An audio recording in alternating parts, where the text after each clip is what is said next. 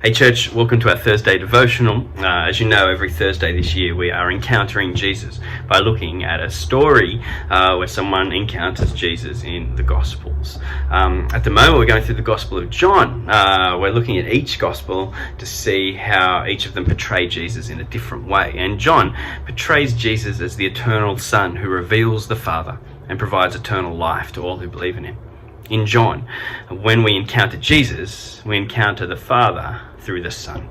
And today we're going to explore that theme in a portion of Jesus' prayer in John chapter 17. This passage is known as Jesus' high priestly prayer because he's interceding on behalf of his people. He begins by praying for his disciples, and then he moves broader to pray for us. Yes, us. Jesus prays for us. Verse 20, my prayer is not for the disciples alone. I pray also for those who will believe in me through their message. So, when Jesus prays for us, his church, what does he ask? Well, let's have a look. Our passage is John chapter 17. It's only short today, verses 20 to 23. Press pause and have a read. So when Jesus prays for his church, he prays for unity. Here's why. Our unity reflects the unity between the Father and the Son, showing God's love to the world. He says this in verse 21. He prays that all of them may be one, Father. Just as you are in me and I am in you, may they also be in us, so that the world may believe that you have sent me. And then in verses 22 to 23a, he shows us how this prayer will be answered, right? Not only does he pray this prayer, he's actually the one who makes answering it possible. Verse 22 onwards, he says, I have given them the glory that you gave me, that they may be one, just as we are one. I in them and you and me, so that they may be brought to complete unity. That's pretty wordy, but let's unpack it. See, this prayer for unity is answered because Jesus has united us. Through his death and resurrection, Jesus is in us, he says, just as the Father is in him. In other words, the Father and the Son are one, and now, because of his work, we are one with them. The Father, Son, Spirit as well, and us are all one. We have this glory, this eternal Trinitarian glory of love revealed through us as we are brought to complete unity. It's an incredible idea, right? This pre-existing Father, Son, Spirit. We are now part of that. We are united with them, and therefore we are united with one another. And the wonderful outcome is this, in verse 23b, the second part of verse 23. Then the world will know that you sent me and have loved them even as you have loved me.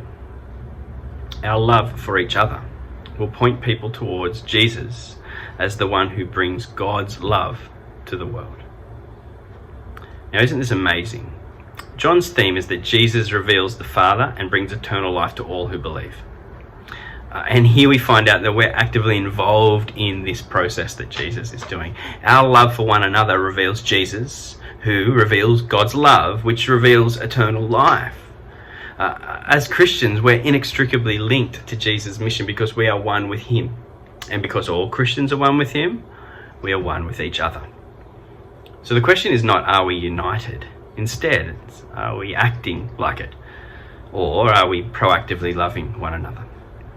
Because through our love for one another, people will see God's love for the world in Jesus. Think of these examples.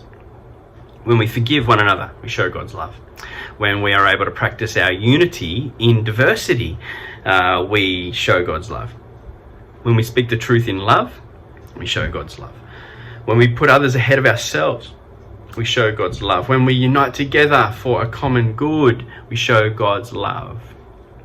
Forgiveness, unity in diversity, speaking the truth but in love, selflessness, sacrificial love, uniting for a common purpose.